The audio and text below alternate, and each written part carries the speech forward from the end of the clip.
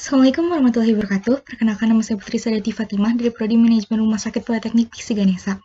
Di sini, saya akan menjelaskan mengenai bab pernikahan untuk memenuhi tugas mata kuliah Pendidikan Agama Islam. Nikah Politeknik Piksi Ganesha disusun oleh Putri Sadati Fatimah NPM 2030501 kelas MRS R31-20. Dosen pembimbing Bapak Andreas Nur Kamil Al-Bustami, SPDI, MPDI. Pengertian nikah. Nikah menurut bahasa berarti menghimpun, sedangkan menurut terminologis adalah akad yang menghalalkan pergaulan antara laki-laki dan perempuan yang bukan muhrim sehingga menimbulkan hak dan kewajiban antara keduanya. Pernikahan dalam arti luas adalah suatu ikatan lahir batin antara laki-laki dan perempuan untuk hidup bersama dalam suatu rumah tangga. Pernikahan dilakukan untuk mendapatkan keturunan yang dilangsungkan menurut ketentuan-ketentuan syariat Islam. Menurut Undang-Undang Nomor 1 Tahun 1974, pengertian pernikahan adalah ikatan lahir batin antara seorang pria dengan seorang wanita sebagai suami istri dengan tujuan membentuk keluarga atau rumah tangga yang bahagia dan kekal berdasarkan ketuhanan yang Maha Esa. Pernikahan adalah salah satu bentuk ibadah yang kesuciannya perlu dijaga oleh kedua belah pihak, baik suami maupun istri.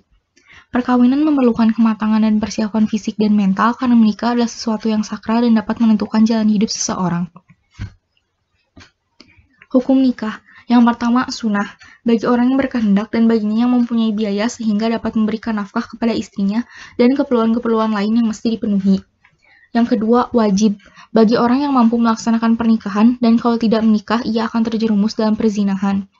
Sabda Nabi Muhammad SAW, "Hai golongan pemuda, barang siapa di antara kamu yang cukup biaya, maka hendaklah menikah. Karena sesungguhnya nikah itu menghalangi pandangan terhadap yang dilarang oleh agama dan memelihara kehormatan. Dan barang siapa yang tidak sanggup, maka hendaklah ia berpuasa, karena puasa itu adalah perisai baginya." Hadis riwayat Bukhari Muslim. Yang ketiga, makruh.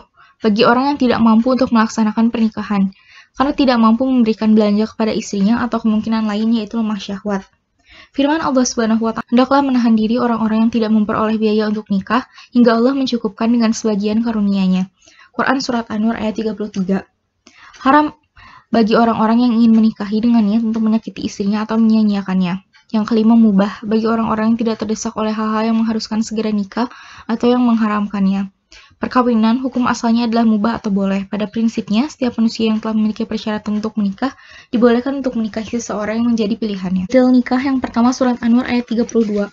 A'udzubillahi minasyaitonirrajim. Bismillahirrahmanirrahim. Wa ankihul ayama minkum wassalihina min ibadikum wa imaikum iyakunu fuqara ayughnihimullahu min fadlih wallahu wasi'un alim. Artinya, dan nikahkanlah orang-orang yang masih membujang di antara kamu dan juga orang-orang yang layak menikah dari hamba-hamba sahayamu yang laki-laki dan perempuan. Jika mereka miskin, Allah akan memberi kemampuan kepada mereka dengan karunia-Nya, dan Allah Maha Luas pemberiannya, Maha Mengetahui. Yang kedua, Surat An-Nisa ayat 3. Wa in khiftum alla tuqsitu fil yatama fankihu ma taba lakum minan nisa'i masna wa thulatha wa ruba'. Fa'in khiftum alla ta'dilu fawahidatan aw ma malakat aymanukum dzalika adna alla ta'ulu. Artinya, dan jika kamu khawatir tidak akan mampu berlaku adil terhadap hak-hak perempuan yatim bila mana kamu menikahinya, maka nikahilah perempuan lain yang kamu senangi, 2, 3, atau 4. Tetapi jika kamu khawatir tidak akan mampu berlaku adil, maka nikahilah seorang saja, atau hamba sahaya perempuan yang kamu miliki. Yang demikian itu lebih lekat agar kamu tidak berbuat zalim. Rukun dan syarat nikah.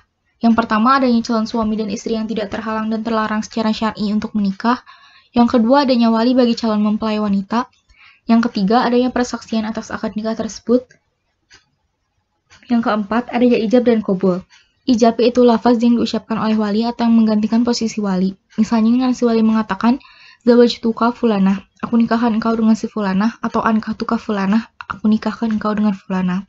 Sedangkan qabul yaitu lafaz yang diucapkan oleh suami atau yang mewakilinya dengan menyatakan qabiltu hadza nikah atau qabiltu hadza tajwid.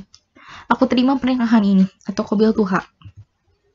Yang kelima, adanya mahar atau mas kawin adalah harta yang diserahkan oleh mempelai laki-laki kepada mempelai perempuan sebagai kecintaan akan hidup bersama dalam kehidupan yang mulia yang meminjam ketenangan dan kebahagiaan keluarga. Hikmah dan tujuan nikah. Yang pertama, perkawinan dapat menenteramkan jiwa. Yang kedua, perkawinan dapat menghindarkan perbuatan maksiat. Yang ketiga, perkawinan untuk melanjutkan keturunan. Hak dan kewajiban suami istri. Kewajiban suami. Yang pertama, suami wajib memberikan nafkah sesuai dengan kemampuannya berupa pemberian pangan, sandang, dan papan atau tempat tinggal.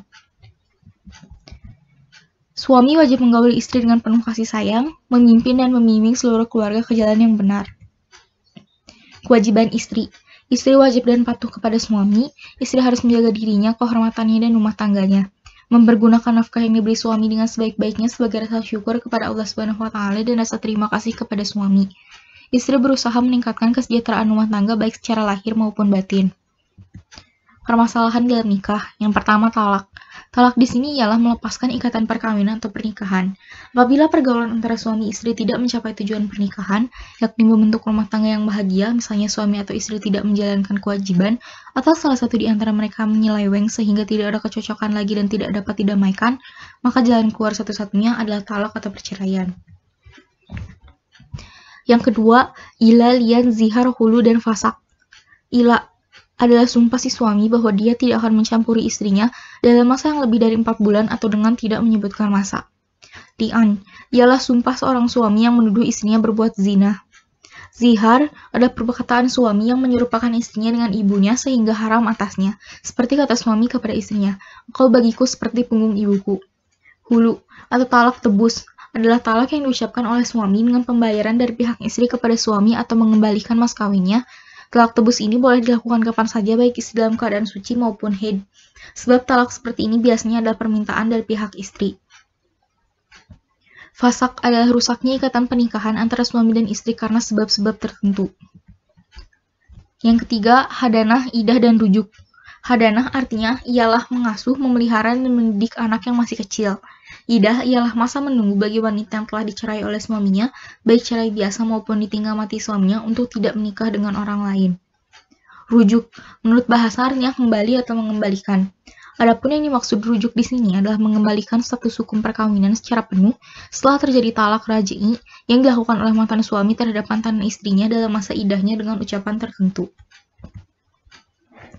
Sekian yang dapat saya sampaikan. Terima kasih atas perhatiannya. Wassalamualaikum warahmatullahi wabarakatuh.